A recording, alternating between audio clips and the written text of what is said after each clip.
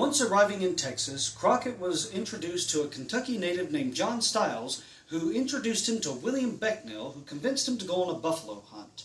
And while they were hunting, Crockett was also surveying the land surrounding and found that it was to his ultimate pleasure. It marked off all the boxes on his piece of paper, so to speak. And in fact, he wrote that it was the garden spot of the world.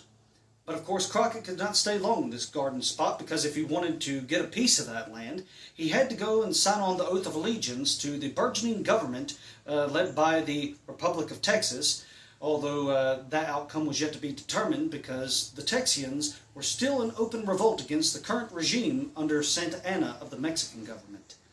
Nonetheless, in January of 1836, Crockett makes his way down to Nacogdoches, in which he not only signs the oath of allegiance, but signs on for the term of 6 months in the militia, wherein if he was to survive the whole 6 months, he could receive 640 acres of his own choosing. Now Crockett, he actually mentions this in his last correspondence that was written in St. Augustine to his family before returning to Nacogdoches, wherein, under the command of Captain William B. Harrison, the mounted riflemen left Nacogdoches under the title Tennessee Mounted Riflemen, a name that was probably bestowed in honor of David Crockett, who, although was nothing more than a private in this time, shows just how much of a commanding presence he really had. But once when they left Nacogdoches and got to Washington on the Brazos, Crockett and about a dozen others ended up splitting ways from the rest of the party. Some of those, they would have possibly went down to Matamoros near the Rio Grande, and Crockett and his dozen or so, they went down to San Antonio, wherein they were greeted and treated by the inhabitants, the militia, the volunteers, as well as the commanders of the Alamo, Jim Bowie and William Barrett Travis, when they arrived to the town between February 8th to February the 9th.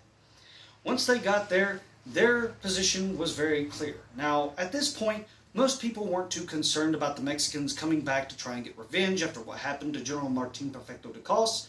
However, there was still that possible threat, and so their time was spent gathering provisions and shoring up the defenses of the Alamo. But if there was a spare moment to be found, you would find the men of the Alamo down in the city of San Antonio to carouse, to drink, to dance, and host fandangos, especially trying to secure the prettiest girls in San Antonio. And even in fact, on February 22nd, they hosted a birthday party to celebrate the birthday of George Washington.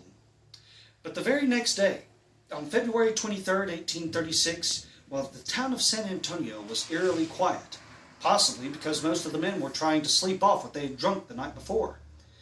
But while everyone was sound asleep, a lone sentry in the bell tower of the San Fernando Cathedral spots something off in the distance, a flash of steel glinting in the sun.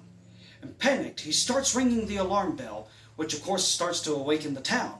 And Colonel Travis rushes up and demands to know what's going on. The fellow reports what he has seen, and Colonel Travis, intending to make sure that it is in fact the Mexican army, sends out 2 scouts who, much to his dismay, come riding back to San Antonio at breakneck speed with the electrifying news that the enemy is indeed at the gates. So now soldier and civilian alike pull back across the San Antonio River to the safety of the Alamo. And inside the Alamo, things were chaos. Colonel Travis was furiously scribbling out letters to couriers to try and get them out before the noose was tightened so they could try and get reinforcements. Colonel Bowie had his own hands full with trying to see to the quartering of the soldiers and the civilians alike. And David Crockett, after he had contacted Colonel Travis about this, saw himself and his riflemen posted at the palisade between the low barracks and the church. And when Santa Anna rode into town, the people of the Alamo could only watch helplessly as he took the town without firing a single shot. But what is going to happen next is going to lead us into the infamous siege of the Alamo, leading up to that final battle on March 6, 1836. Folks, stay tuned if you wish to know more.